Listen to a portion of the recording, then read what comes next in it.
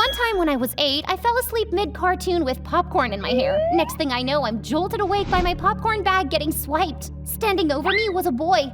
Hi. Ah! Without thinking, I punched him square in the face. Ow! You almost broke my nose.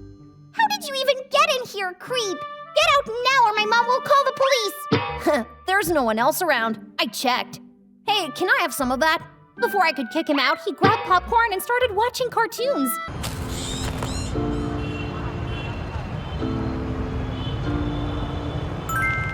When I think about yesterday, I took a deep breath and stepped closer to Sleeping Beauty. I was just about to tap his shoulder when he grabbed my hand and yanked me closer. Like, closer. Our faces were inches apart. I could literally feel his breath and, oh my gosh, the smell of his cologne was straight up illegal levels good. If you're gonna kiss me, at least wait until I'm awake. I froze. What? My brain short-circuited. Was he awake this whole time? I glanced over at Luca, whose jaw had fully dislocated and was dangling somewhere near his knees. The sheer horror on his face fueled my inner gremlin. I'm Piper. Wanna be my boyfriend? I'm Beck. Let's seal the deal with a kiss. And before I could second-guess myself, I leaned in and kissed him right there. No hesitation. We literally got a standing ovation from everyone at the bus station. Clapping, cheering, a guy yelling, "You go, girl!" It was a whole scene. Meanwhile, Luca looked like he was about to pass out. Hi friends, I'm Piper from New York, and I have only one rule in life. No rules. Like and subscribe to our channel, and let's dive into my epic story. So Dad bailed when I was 4, leaving just me and Mom. Devastated, she threw herself into a nursing job, working crazy hours and coming home too exhausted to function. Then when I was 5, she decided a nanny would fix everything. Spoiler alert, it didn't. The first nanny thought she could boss me around and actually tried to make me eat broccoli. The nerve. I'm not a rabbit! Instead, I turned that broccoli into spitballs and sent her running.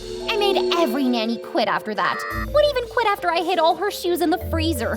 Eventually, Mom gave up and switched to night shifts to be home during the day, but she was always passed out on the couch with drool and a blanket of unopened bills. So I still had to look after myself, which was quite the party. I'd eat whatever I wanted, fries for breakfast, ice cream for dinner, vegetables, yuck. Plus, 0 bedtime and TV marathons till my eyes practically melted. One time when I was 8, I fell asleep mid-cartoon with popcorn in my hair. Next thing I know, I'm jolted awake by my popcorn bag getting swiped. Standing over me was a boy.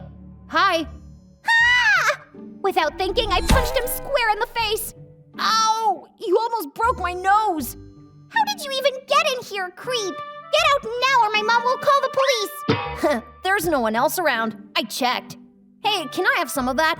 Before I could kick him out, he grabbed popcorn and started watching cartoons. What? I freaked, ran to find Mom, but she wasn't home. Oh, typical. When I got back, he was cackling like he owned the place. He looked harmless-ish, so I sat down. What's your name? Luca. Just moved in next door. Saw the door open, thought I'd say hi. Wanna hang out?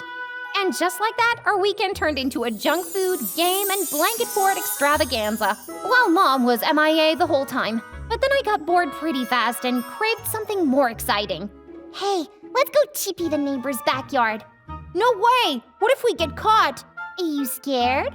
He probably was, but I had no time for whims. So I grabbed his hand, and after we armed ourselves with toilet paper rolls, we went to town on Mr. Grizzly's precious mulberry tree. It was glorious. Until the sprinklers blasted us, and his demon dog came at us like it had been waiting its whole life for this moment. We bolted out of there, screaming and laughing, only to find Mom waiting, arms crossed. Mr. Grizzly called. He is not happy. Mom, before you ground me, please just hear me out. Look, sweetie, you're practically an adult now, and I can't always be around to babysit, so here's the deal. Freedom to live your life, but remember, freedom comes with responsibility, so don't screw it up, okay? Wait, did she just not ground me? So I can do anything I want? She nodded. But never forget your limits. A few days later, I strutted into school in full leather, neon pink nails, and lipstick so bright it could be seen from Mars. One look at me, and Luca almost choked on his water. Pretty, huh? I know your mom said freedom, but this screams detention waiting to happen. Rules are for losers, Luca. I'm untouchable. As soon as I said it, the principal appeared and sent me straight to the Dungeon of Doom, aka detention. But I wasn't just gonna sit there quietly, so I climbed out the detention window. The second my feet touched the ground, the crowd outside went wild and I felt invincible. I could totally get used to this. That night I came home ready to tell Mom about my legendary escape, but the house was empty again. So I microwaved leftovers and ate alone, staring at her empty chair. But hey, at least I was trending on the school forum as the boldest, baddest, most fashion-forward rebel of the century. The next day in school was pure bliss. Kids showed up with daring hair colors, leather jackets, nail polish, and lipstick. Whew, I'd started a revolution. By 14, I wasn't just a trendsetter. I was the trend. Girls followed me around like ducklings, mimicking everything from my outfits to the way I tied my shoelaces. It was wild, but I felt like being a little more edgy, so guess what I did? I showed up to school with half my head shaved. And let me tell you, I rocked it so hard that by Friday, half the school was sporting the look. By the time I turned 16, I was practically craving chaos. It was like I was addicted to the thrill. One time on our way home, Luca and I spotted this ridiculously good-looking guy snoozing at the bus station. He looked like a literal prince in a streetwear ad, and I couldn't stop staring. Hey, Luca, you know I've never kissed anyone, right? You're finally ready? Say no more. I'm your guy. Ew, gross! No, not you. Yeah, kidding, totally kidding. That guy over there? I'm gonna kiss him. Wait, what? Before he could stop me, I was already marching towards Sleeping Beauty with the confidence of someone who had absolutely no plan. And, well, you know how that turned out. I had my first kiss ever, and my very first and very handsome boyfriend. The next couple of days in school were a total blur. All I did was obsess over Beck. When would I see him again? Where did he live? What school did he go to? Was he thinking about me? Oh, why didn't I get his number? I'm going crazy here. Piper, we're in the middle of a lesson. Fine, I'll show myself out. This class is a snooze fest anyway. The class cheered as I dragged myself out of there, but guess who I ran into at the door? Beck? Why are you here? Well, this girl kissed me and asked me to be her boyfriend, but then she ghosted me without giving me her number. So I did a little investigation and ta-da! Also, I just enrolled here. Wait, what? You're gonna attend our school now? I could not believe it. Beck missed me so much he tracked me down and actually transferred to our school? Yeah, I know what you're all thinking. Like, calm down, Piper, it's just a boy. Well, has a boy ever moved schools for you? Yeah, didn't think so. From that day on, Beck and I were inseparable. It was finally me and Beck and me, and oh yeah, Luca. Always lurking like some unpaid chaperone, always third-wheeling. I'm not even kidding. He went everywhere with us, to the movies, to the mall. He even plopped himself right between us on the bleachers during a football game with a bucket of popcorn. We even had to hold hands behind him. Ugh. And don't even get me started on the New Year's party when Beck tried to kiss me under the mistletoe and Luca was just standing there.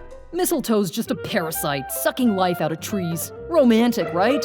And the kiss under it forever love thing? Total scam. You could kiss a frog and surprise, it's still a frog. Shut up, Luca! Come with me. Be right back. I dragged Luca aside to give him an earful. What the heck are you doing?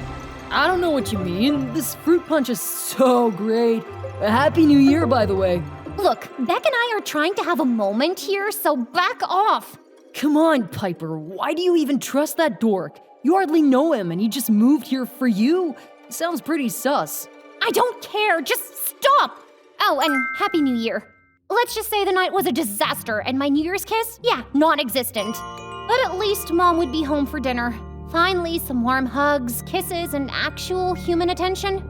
I barely stepped inside the house when Mom bolted out, juggling her shoes. Mom, where are you going? What about dinner? Emergency at the ER, sweetie. Pizza's in the microwave. Be back later, promise. Mwah. She kissed my cheek and sped off like a tornado. Pizza? Great. Except spinach and olives toppings. How did she not remember I hated those? It was like a gut punch. I was 2 seconds away from drop kicking it into the dumpster, tears blurring my eyes when the door creaked open. I spun around, hoping it was Mom. Nope, just Luca. Oh, you. Didn't we just fight? And I'm here to fix it. He smirked, holding up bags of food. Brought reinforcements. Barbecue chicken pizza, loaded fries, nuggets, and soda. All your faves. Aw, you're the best. We pigged out, rewatched our favorite movies for the billionth time, and passed out on the couch. The next day, Beck invited me out, and Luca insisted on tagging along, but I said no. After a heated argument, I ditched him. No way was I letting him ruin my adventure with Beck. So I met Beck at the park. Want to do something wild? I was born wild, baby. He blindfolded me. Very mysterious. Very movie moment. When I opened my eyes later, we were in a tunnel with spray cans scattered everywhere. What's this? Graffiti. My kind of thrill. I figured you like to do daring stuff, so what do you think? I grabbed a can, my heart racing. Beck stood behind me, his hand on mine, guiding the spray. Just go for it. Whatever you're feeling, spray it out. And oh, I had feelings. A tidal wave of tension poured out onto the wall as I went crazy, completely lost in the rush. Until... Seriously, Piper? Luca's voice snapped me back to reality. Was he stalking me now? What? It's fun. Wait, did you follow me here? That's lame, even for you. Fun? It's illegal. And yeah, I followed you because Beck's a walking red flag. Luca, go away! You heard her. Leave, dude. Stop being so clingy. Just then, police sirens blared, and the next thing I knew, Beck grabbed my hand and we bolted. My heart raced like never before. Part fear, part thrill, all electric. This was everything I didn't know I was missing. A few days passed without a word from Luca, but whatever. If he wanted to sulk, that was his problem. I was too busy tagging new spots with Beck every day, falling head over heels for graffiti and getting pretty damn good at it. When school started, Beck and I strutted in hand like the power couple we were. All the girls envied me. Life was golden. Until Kendra decided to make her move. Hey, Beck. You know I can do anything, right? I'm not boring like Piper. Piper's not boring. She's fearless. That's why I'm crazy about her. Aw, you guys! He said he's crazy about me. Anything? Even drink toilet water? Oh, please. That is child's play. Show him, babe. Game on. I wasn't about to let Kendra steal my spotlight or my man. I grabbed the cup, scooped toilet water, and held it up like a trophy as the crowd gasped. Sure, it was revolting, but I had to prove. Right as I was about to take the plunge, Luca stormed in, smacked the cup out of my hand, and sent the water flying straight onto Kendra. Ew! You'll pay for this! She stormed off and everyone exploded in laughter, but I couldn't even enjoy it. I was too furious at Luca for ruining my moment. What the hell, Luca? Are you insane, Piper? Toilet water? For him? Newsflash, Beck doesn't even care about you. Oh, and you do? Please, you're just jealous. Jealous? I'm the only one who's been there for you. I didn't ask you to be. I'm not a baby, Luca. That's why my mom gave me freedom. Yeah, your mom, who'd rather be at work than spend 5 minutes with you? Isn't that why you do all this stupid stuff? For attention? Because even she doesn't care? Ouch. His words hit like a slap. Oh, so now you pity me? Screw you, Luca. I don't need your pity. Stay out of my life. I stormed off, fighting tears. How could he say that? How dare he say my mom didn't care about me? That night, Mom didn't come home. Again. I called her, desperate to hear her voice, but of course her phone was off. I took a taxi to Mom's hospital only to hear she was in surgery. So I sat in the lobby for hours, stewing in my thoughts. When she finally emerged, she looked like a zombie from The Walking Dead. Oh, sweetie, why are you here? Did something happen? Mom, Before I could say another word, the hospital speakers blared. Code blue, calling all the nurses to the ICU. She ran off without even a goodbye. I stood there, stunned. Maybe Luca was right. Her work always came first. On cue, my phone buzzed. Beck wanted to meet at our usual spot. I practically sprinted there, and boy was I thrilled to see a stash of spray cans. Perfect. I had a lot to get out of my system. This time we were tagging an office building. Music blasted in my ears as I sprayed away all my anger and loneliness. But then, flashing red and blue lights lit up the walls. I turned in panic, but to my utter shock, Beck was gone. Totally vanished. Seriously? That snake! The cops were on me in seconds, guns drawn. The next thing I knew, I was in the police station and they told me to call my parents. I dialed Mom, hoping this would be the day she showed up for me, but it went straight to voicemail. Of course. Then Luca's words echoed in my head. She doesn't even care. He was right. So there was only one person left to call. And a little while later, Luca walked through the door and I broke down, hugging him like my life depended on it.